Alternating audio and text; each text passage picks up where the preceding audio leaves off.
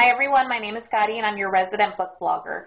Today we're going to be talking about Through Her Eyes by Jennifer Archer. Jennifer Archer is a Texas author and she's written several novels for adults, but this is her first YA book. So Through Her Eyes is described as a ghost story, and I thought it would be completely creepy and, stuff flies off the shelf and you see these weird things and doors slam and basically trying to get them out of the house, but that wasn't the case at all. Tansy lives with her mom and her grandfather is in the older stages of his life and he's suffering from some sort of dementia, but the doctors can't exactly tell them what. And Tansy's mom is an author herself, and she has to move wherever her story is set to get inspired and to write her novels. So they've moved all over the U.S., and her mom decided that they should move to Texas to Cedar Canyon, which is in the Panhandle, sort of by Amarillo, and her grandfather actually grew up there, but he never talks about it. And so her mom thought that it'd be time for them to go back because he said that one day he needed to go back and straighten out some things, and he never did. So she thought this would be the perfect timing and maybe her grandfather would get better. Well, Tansy's not crazy about moving, and every move is always hard on her, and she figures she should not make friends and she should not get settled because, they'll soon move again.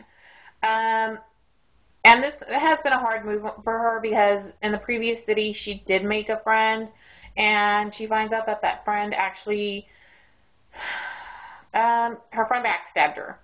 So she just kind of figures like it taught her a lesson. This is why you don't get attached. And so her mom sees that it's really hard on her, and she decides that if Tansy doesn't like it in Texas, that they'll move wherever she wants to go and possibly stay there till she graduates high school.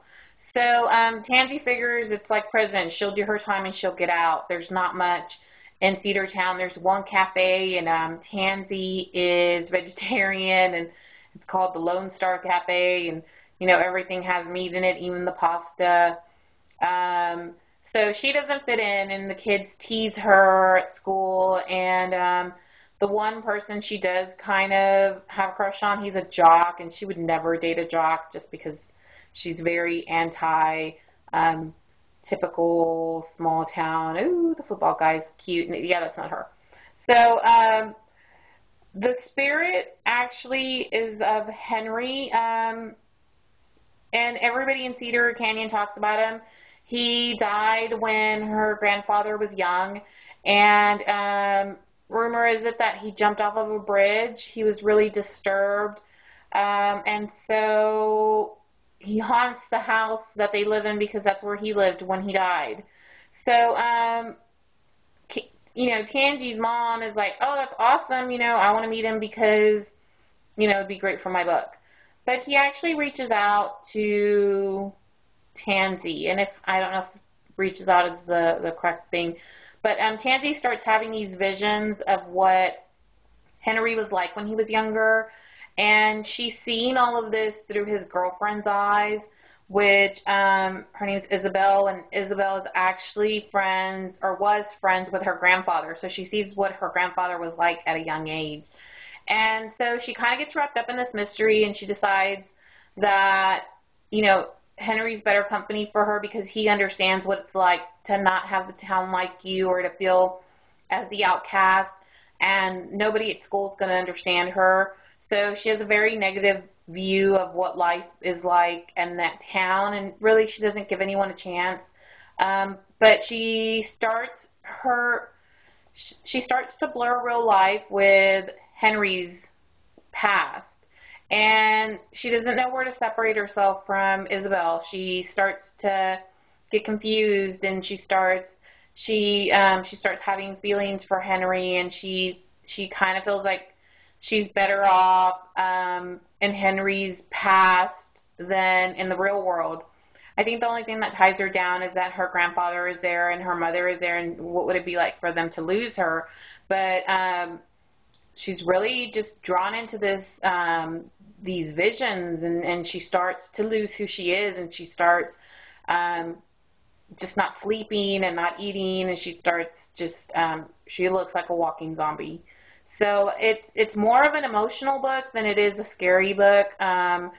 It was for me. I'm kind of a sponge, and I absorb everything that I'm reading. So it was really sad, and it was really emotional to see what Henry was like, because he had these crazy up and downs, and obviously he was hurting a lot, and it's really painful to read. And I think if it was nowadays, there'd be counseling and there'd be pills or something, some way to help him.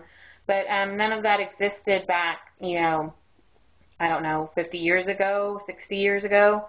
So it's really sad, and it's sad to see what he went through. And Tangi finds out what really happened, and how it all ties into her. And it's an emotional book. There was times where it felt a little slow, but I kind of see that happen.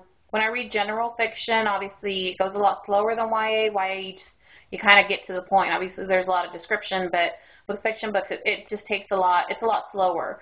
So I've seen that when I've seen fiction authors cross over to YA, which I'm not saying it's a bad thing. I've just noticed that. And so I've noticed it's not as fast paced, and so it's a good book. It's very emotional. It's if you take the time to get really involved into it, I think you'll really be drawn in, and it's a big mystery, but towards the end, everything kind of starts to reveal itself, and it's a great story. So I would give Through Her Eyes 3 stars, which means I like it. And Jennifer Archer is going to be at the Texas Library Association convention. It's called TLA. Yeah, TLA. So if you're out there, look for her. It's a good book. Like I said, it comes out April 5th. I don't, depending on when this video gets posted, it might already be out. So grab a copy. It's nothing like you'll expect. It's not your typical ghost story, but it's a really good book, and I would recommend it to you. So that's it. Thanks, guys.